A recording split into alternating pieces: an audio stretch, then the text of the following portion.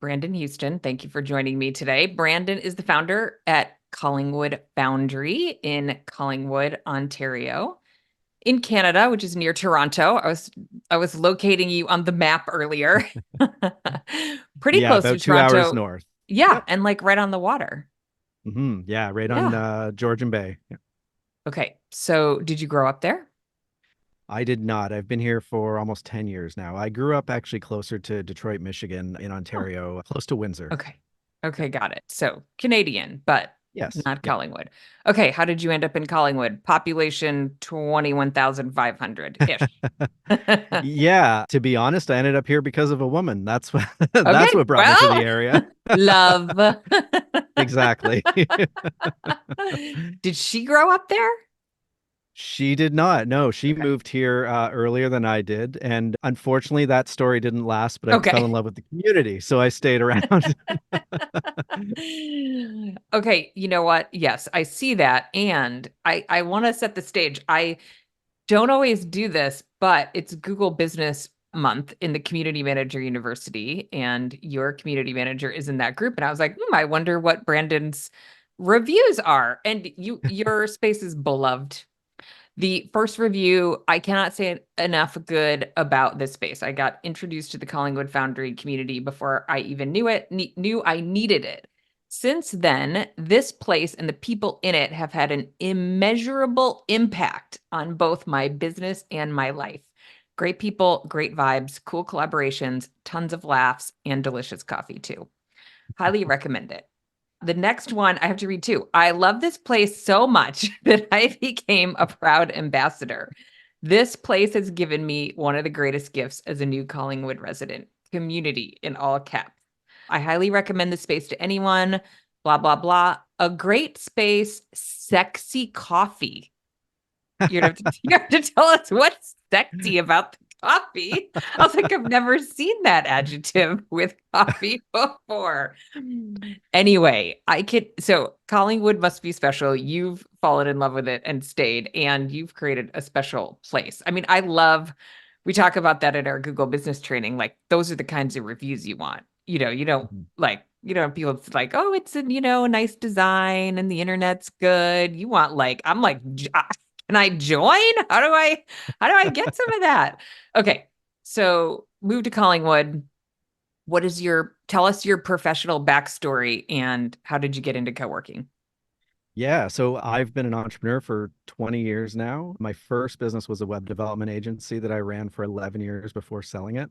During that time, myself and two others started our first co-working space in 2011, which a Oh, lot of people okay. didn't know co-working at that time, especially in a small community. Those were early days. I mean, Those, early days. yeah, Yeah. very early days. So Yeah. we started our first co-working space then. So that's kind of where I dipped my toes into it. So the Foundry is my second co-working space. Left that other one behind when I moved out of that community and moved into Collingwood. And when I moved to Collingwood after selling my web agency, I acquired a video production company. And the Foundry came out of an idea of how can we better utilize our office space. We had a significant amount of office space that we weren't using. And I thought, you know what, I know the model. Let's throw open the doors. I don't know the community very well because I'd only been here for a few months, but let's throw open the doors and see if there is an interest in co-working in Collingwood. And to my surprise, there was. Our first member, Carl, who's actually still a member today. That was back in about 2017. He actually showed up asking for a job with my video production company, and I sold him a desk instead. So Nice, nice move. um, I'm not gonna pay you, you pay me and come be.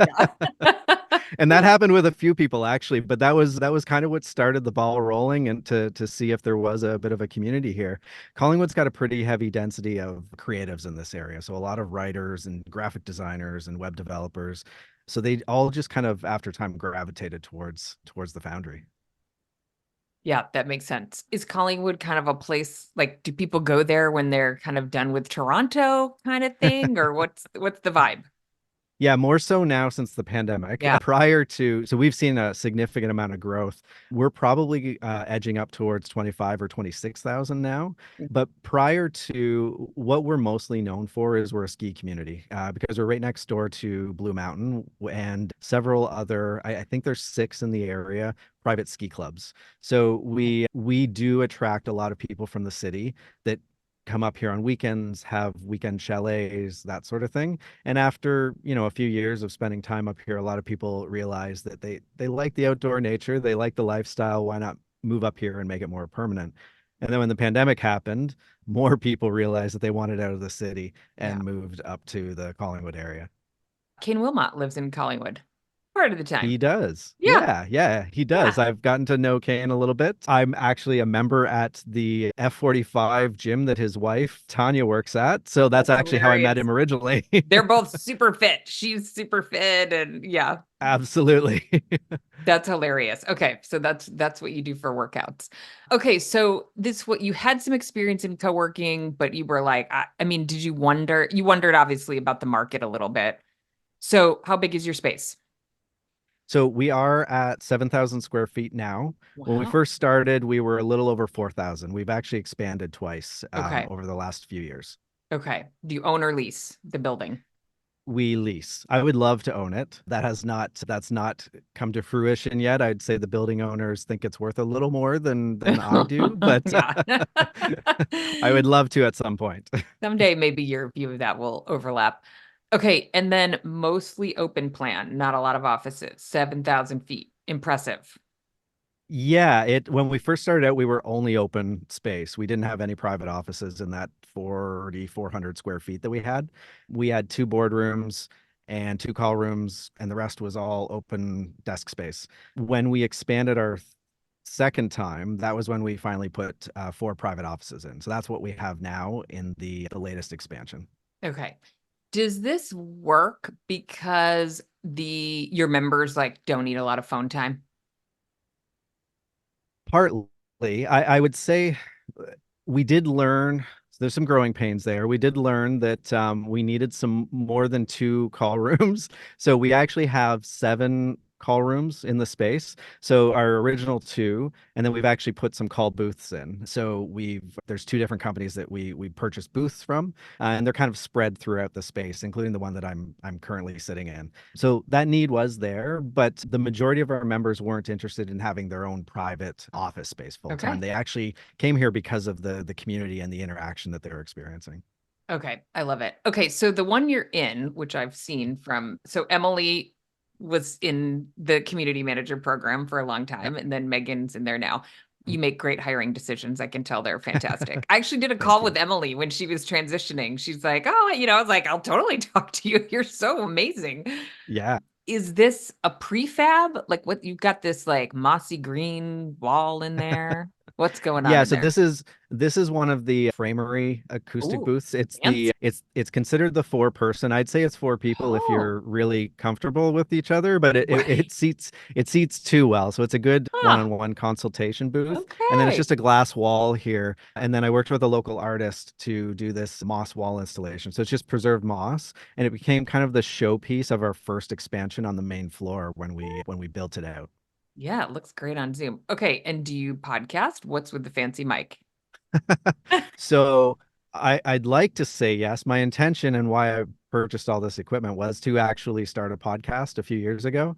That never came to be. It's still a spark in the back of my mind, and I've been working with a couple of others to potentially get that off the ground. But because I had all the equipment, we have this booth which actually works quite well for recording. We lend out the equipment to members. We have a few that run their own Oh, podcasts. nice. Okay. So the equipment's available for members to borrow. They can just pop in, reserve the space, and yeah, cool. Yeah. Very nice. I know. I didn't even have the like suspended mic. Yeah, my ceiling. Yeah, I can't do that in here. Okay, so do you still own the video production company? What's your professional like life look like today? Yeah, so I not any longer. What I've moved more into is I do a bit of consulting now for co-working spaces. I've worked with a few others now, mostly I would say rural, like suburban and rural co-working, not so much the urban co-working. Yeah. And it's really around community building and building out those spaces, working on potentially some other locations as well, because we've built out this Collingwood Foundry Collective, which Yeah. I want to is hear actually about going to be that a bit because of a network. yeah, Yeah. yeah, yeah. And then I'm also a counselor as of a year and a half ago for the town of Collingwood. So I'm a municipal counselor as well. Wow. Wait, so Yeah. that's like a political role? What did it tell? Okay. Yeah. Yeah. So I'm one of nine that includes the mayor and the deputy mayor that runs the Wow. town. Interesting. Okay. Huh. Cool. You're super engaged. Yes, I very quickly got involved in the community, like I did back in my hometown, being an entrepreneur for 20 years. Yeah. The first thing I did was go and meet everybody at the Business Development Center, local economic development office, join networking groups. So I became kind of entrenched in that ecosystem pretty quickly. Nice. So you do, I am trying to think of what it is. I've seen it on Instagram. You write blog posts sometimes, and Megan was like, "Oh yeah, when Brandon does stuff, like people show up." Is there like a lunch that you do once a month or like so yeah, what does your engagement in the co-working space look like? How much, how much time do you spend on it? You've got your community man. Is your team full time or are you just staffed part-time? So it's myself and Yeah. Megan is full time. Okay. And I spend the majority of my time here as well when I'm not in municipal meetings. So most of my time is spent at the Foundry, just really interacting with our members. One of the things we do on a regular basis that I think really helped drive some of the growth here is we run a weekly event called Common Ground, and Okay. it's a weekly Wednesday morning, 1 hour long entrepreneurial group that you don't need to be a member of the Foundry for. It's on our main floor. Coffee's free. Come for the conversation. It's really for people to come and support each other's businesses, and that's kind of acted as a bit of a funnel to drive membership into the co-working space. And it's something you do every single Wednesday. It's like your signature event. Every It is, Wednesday is yeah. bold. Every Wednesday, I bet we easier than put it on. making waffles, though, probably. Yes, it can be it's a bit of work, but I really enjoy it. I really enjoy the community that's built around it. We put it on hold a couple times, but so much demand to bring it back. We brought it back this year because it was on hold for a couple months.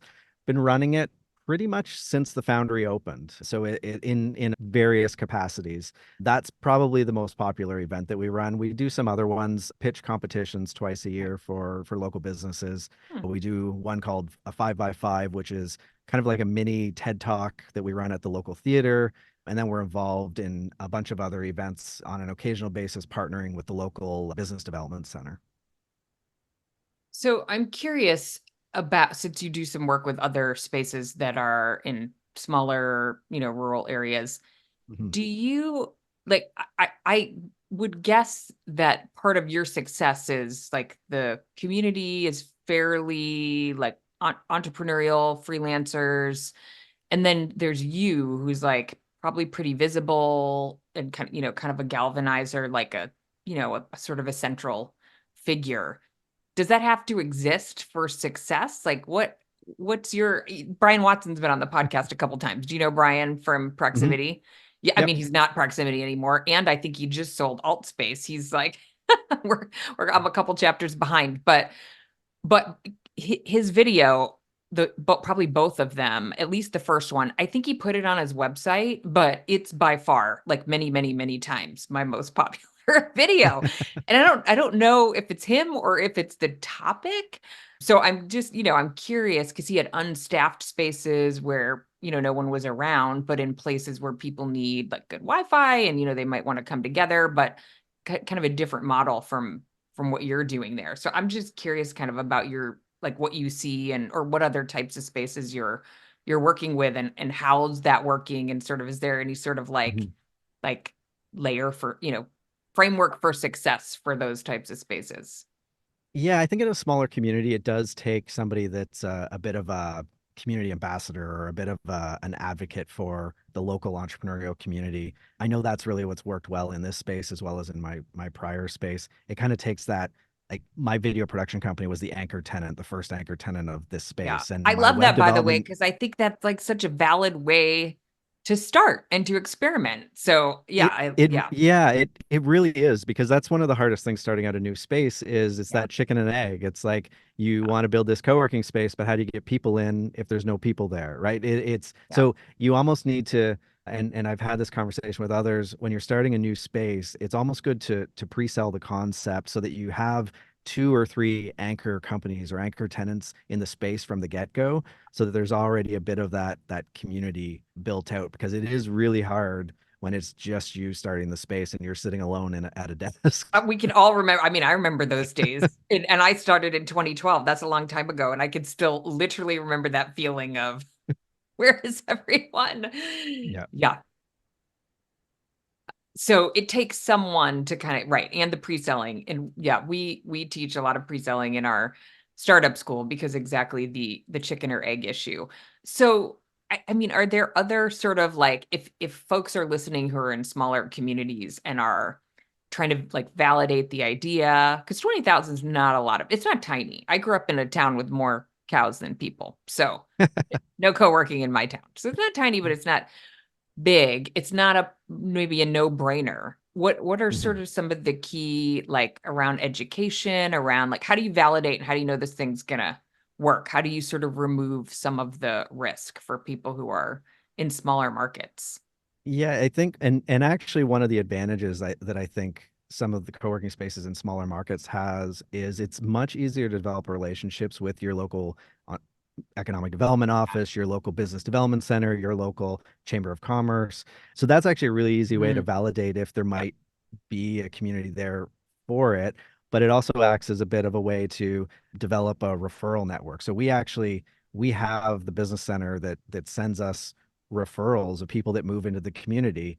Somebody will come in the business center or say, they're moving to Collingwood, they have a small business or they're just starting their business.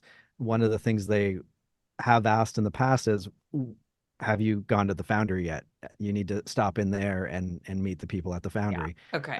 So it's a great way to drive some of that growth in a small town, and I think it's much more accessible to have access to those individuals in the government role than maybe it is in a larger urban center.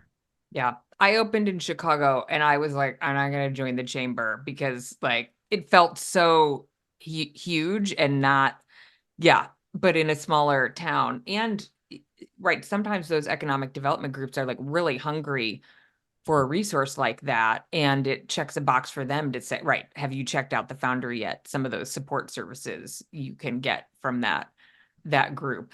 And I also love, so I don't know if Emily invented this, but your 28-day campaign in February, I'm always asking your team, like, can you please tell everyone else? Because it's such a good example, I think, of building relationships and a unique thing that you can do to build those relationships in a smaller market. Like again, in Chicago, it's like so noisy, right? Like in a big Mm. market, it's like just not the same to be able to cut through that. But you do this 28 days of business giveaways. So you get local businesses to donate something. And then I can't remember how it works, if there's tagging or drawings or whatever, but it's pretty incredible. A lot of work, but Yeah, it is a bit of work. I started it actually during the pandemic when we went through that period of shutdown yeah, when all of our brick and mortar businesses were shut down.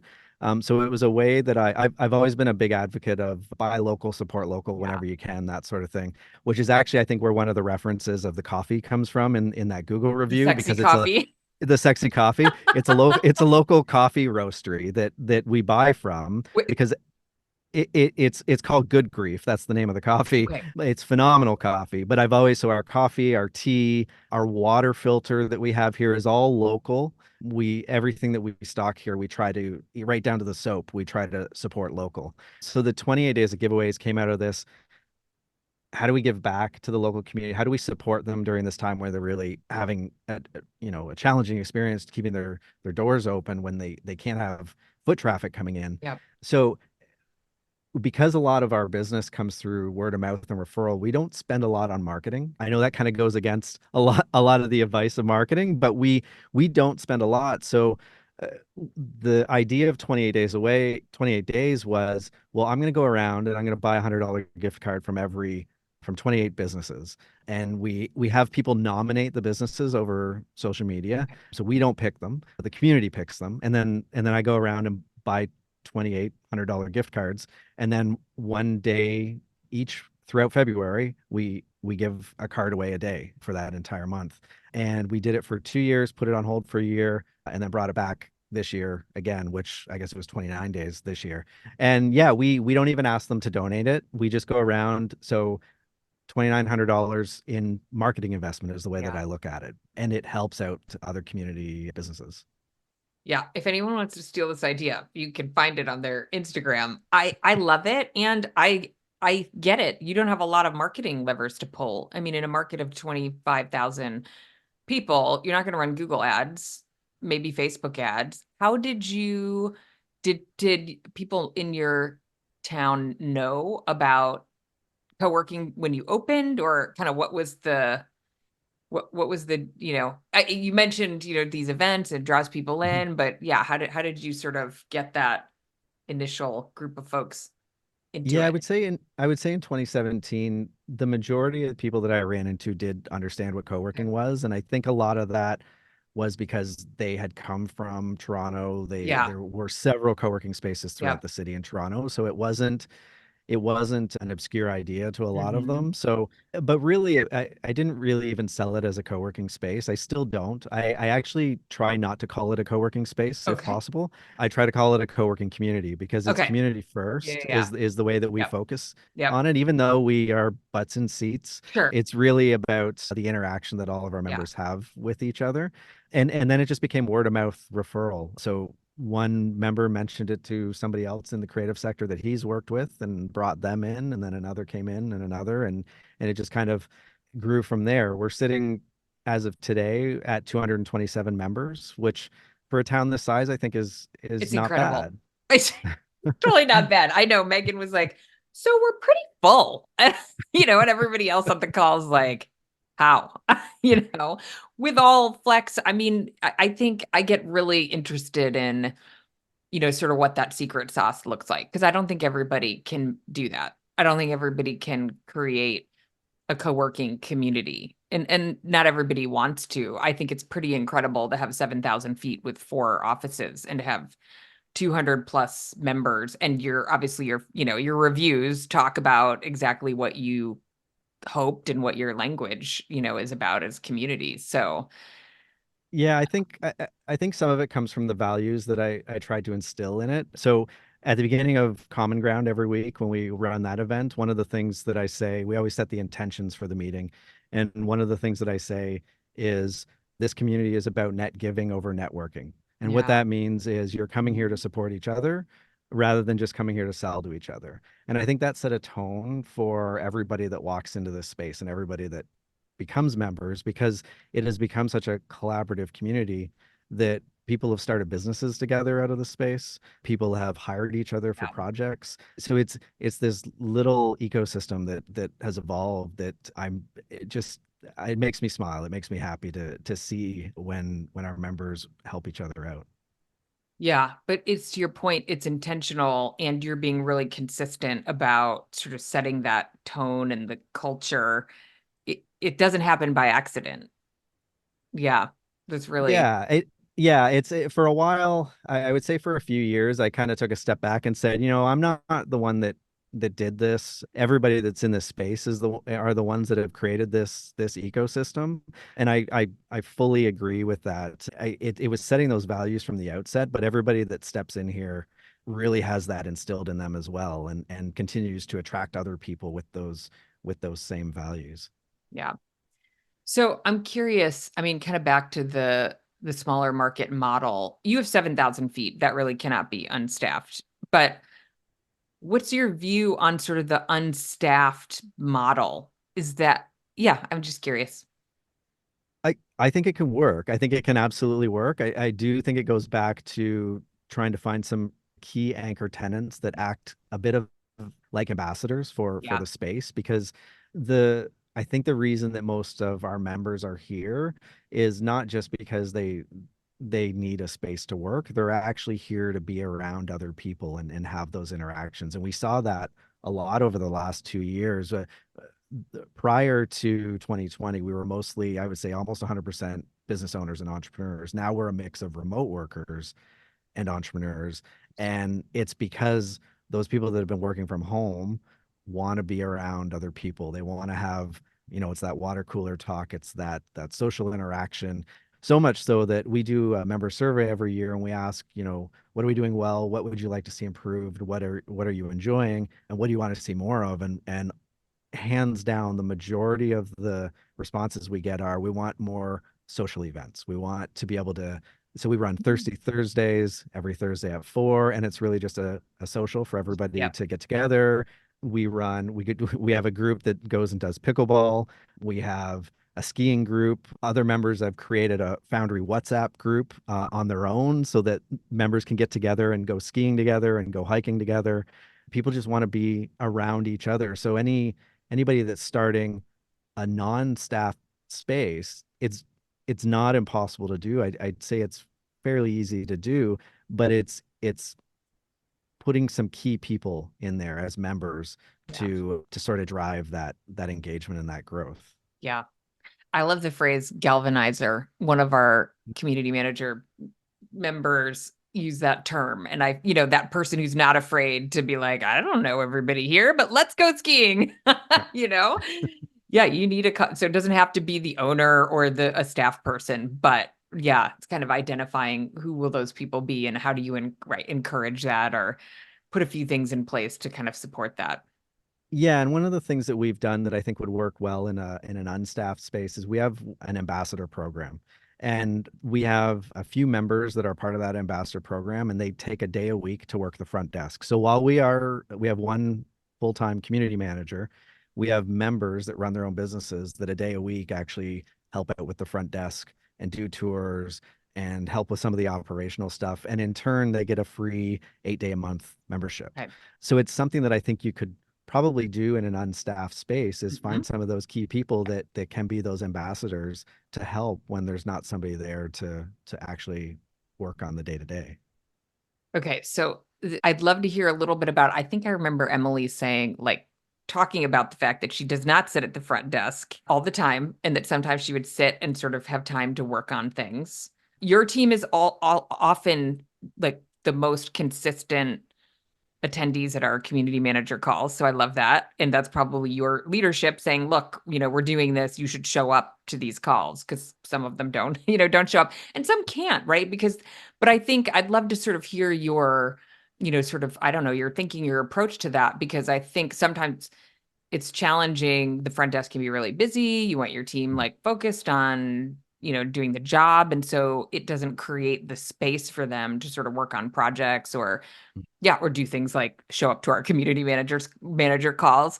Yeah. Can you talk a little bit about sort of that philosophy and how it plays out? Yeah, I mean, it's definitely, I look at it as a collaborative effort in combination with myself, our community manager, and our ambassadors. There's always, I'd say, 2 or 3 people that are there that can help somebody out if they need help with the printer, which is the bane of my existence, and do Every place tours. could have less staff if we didn't need to deal with the printer. I know, yeah. So it gives that space or that room for, if I have to jump into a meeting or if Megan has to jump into a meeting, there is somebody there to pick up the slack. And I'm almost always there to pick up that slack if Megan has something that she needs to go do. So it's, I think I started that from the beginning, and we've just kind of operated that way going forward. When I first started the space, I didn't have a community manager. It was me. So it's actually it lightens things actually now having these ambassadors and the community manager to be able to support each other, and it cuts down on the amount of day-to-day work that each individual has.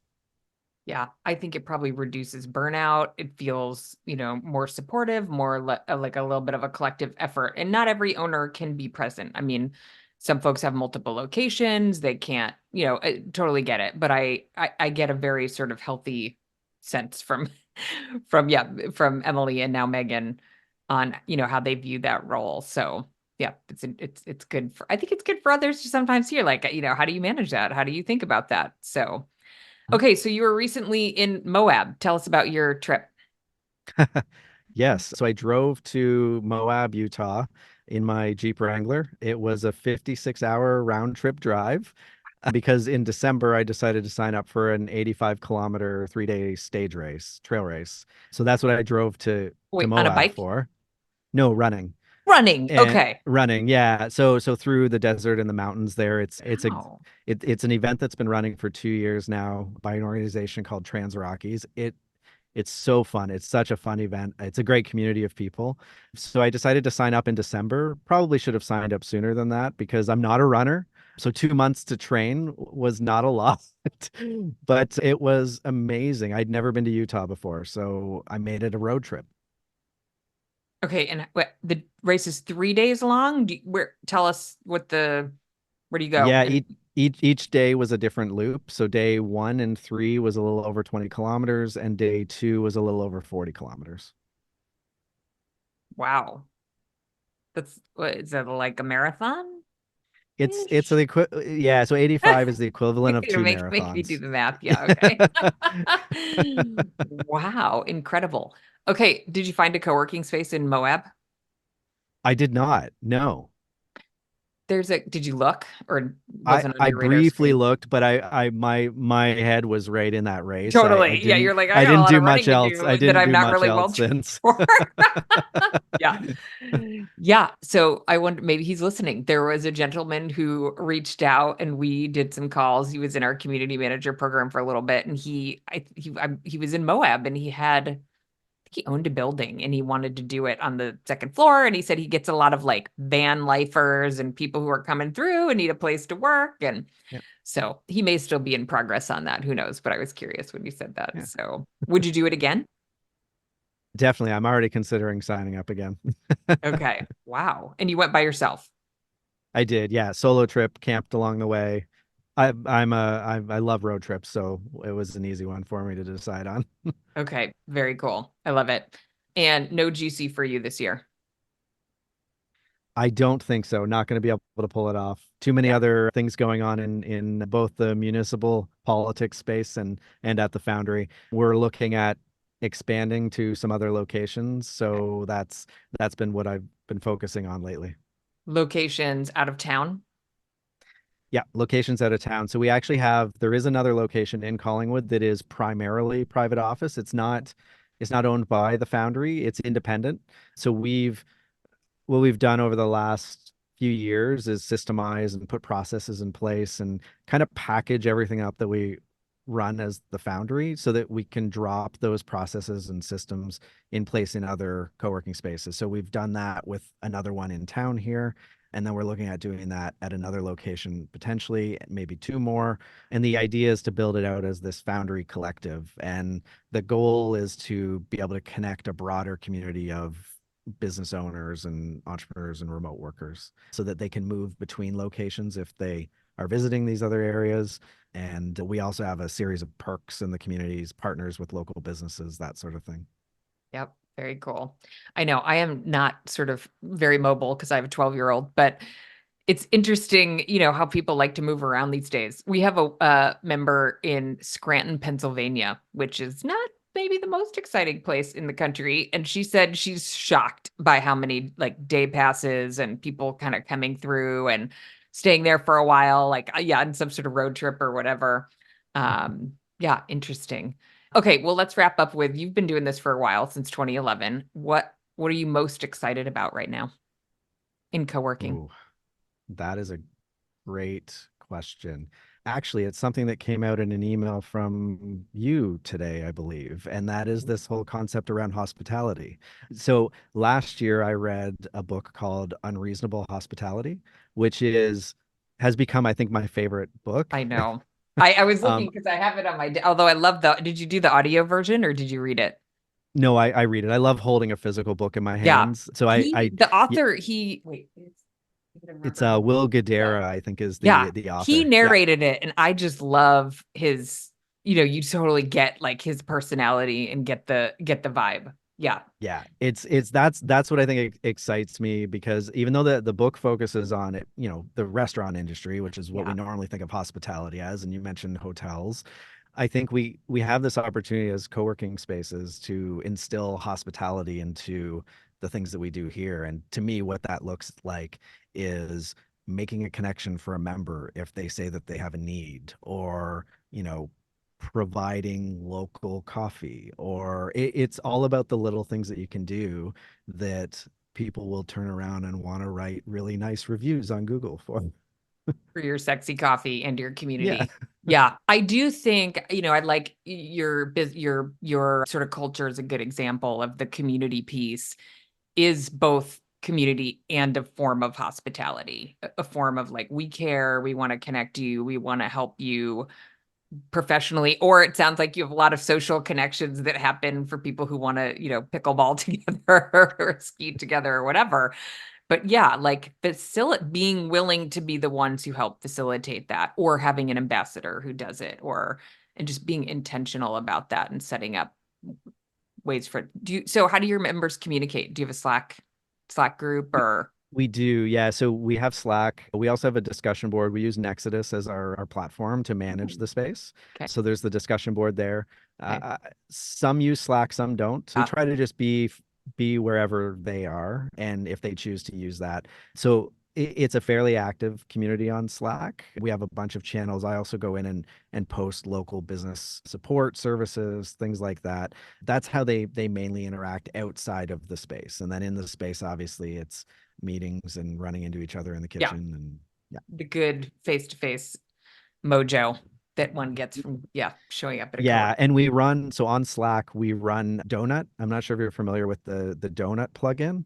So No. it's a lot of fun. It's what it does is members can choose to join the Donut group, and once a week it'll pair you up with another random member for you to go for a real life coffee together and just have a conversation. And so it's a lot of fun. It is a lot of fun. I love that because it sort of takes the like asking someone out, thing out of it. Like, Yep. well, they said we should. Let's go. Yeah. Yep. Huh. Okay, that's a good tip. That's a great Yeah, and nugget. sometimes they just sit and have a coffee together on the couch. Sometimes Yeah. they go to the coffee shop across the road, which we have a Yeah. great relationship with. Yeah. Okay. I love that idea. I might have to use that one. Okay, we are out of time. Brandon, thank you. It was great to meet you. We've been in the same room before and have not like connected. And I feel like you're active in the Facebook group, and I love that you put your team in the Community Manager University, and have just been really curious about your story. And I mean, what you're doing is pretty incredible in a small market. So I think there's a lot to learn, and I appreciate you being willing to share your story and nuggets that might help others. So thanks for taking the time. Well, thanks so much. I really appreciate being asked to come on today. All right. Well, hopefully we'll see each other in real life at a conference or something sometime soon. Thank I you. hope so. Thanks.